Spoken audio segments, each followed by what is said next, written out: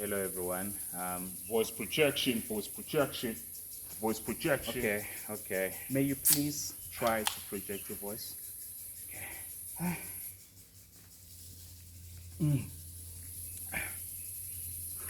Ladies and gentlemen, we have a graduate who would like to share their university experience with us. So, Buven, as usual, will read the first part and I'll read the second part. In the meanwhile, I'll be enjoying my Sprite.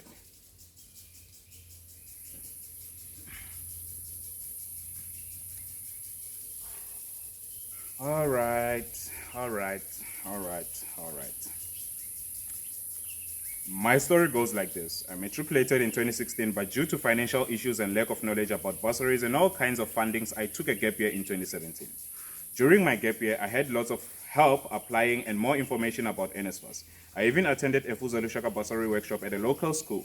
There, I applied and got a chance to be selected under my district, not nationally.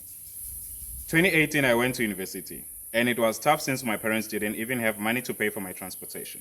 A friend of mine borrowed me 200 rands, which I used to go to the University of Limpopo, and there I saw God doing what he can only do. I got into the hiking to Tsanen. When we got to Tsanen, the driver said he's going to Polokwane. I then told him I was going to the University of Limpopo, but I don't even know the place. I've never been anywhere except my hometown. That man took me to the university and even helped me queue. I then had a change of mind because the queues were very long and discouraging. I told him I want to go to the University of Venda since I was already admitted there. Mr. Chabalala didn't mind. He offered to take me to Venda. I didn't even pay a cent. I still had my 200 rands with me when we arrived at Univen. It was late, but I managed to register, and I also got a room in one of the campus accommodations. Then, after it was very late, Mr. Chabalala then offered to take me home, and the same day I went home. Then time arrived. I had to go back to the university that I have registered to and be a student. I went back to Venda with 300 rands in my pocket, and that money had to last me until I was going to receive my NSFAS allowance. I started with my classes and things were not easy. On the other hand, I was kind of slow because of the gap year, but I worked really hard. I got my allowance on the first bench to receive. I remember I was over the moon. For the very first time in my life, I had money which was mine. It was expressed at the time. I did not forget the reason why I was there. My background was the one motivating me. The poverty that I grew up in gave me no peace. I wanted to work very hard every time to make sure that my children never experience what I went through. I sent a voucher at home for them to buy groceries, got myself some clothes, and a cell phone.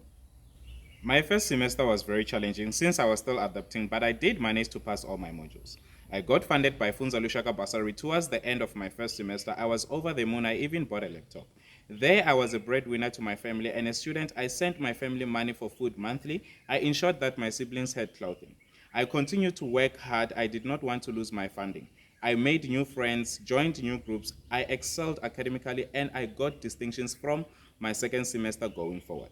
Challenges were there, but whatever I went through, I always made sure that my studies came first because my family depended on me, and I had to do everything in my power to make sure that I do not disappoint them, and I also fulfill the promises I made to myself and to them. I worked very hard, and by the grace of God, I graduated record time.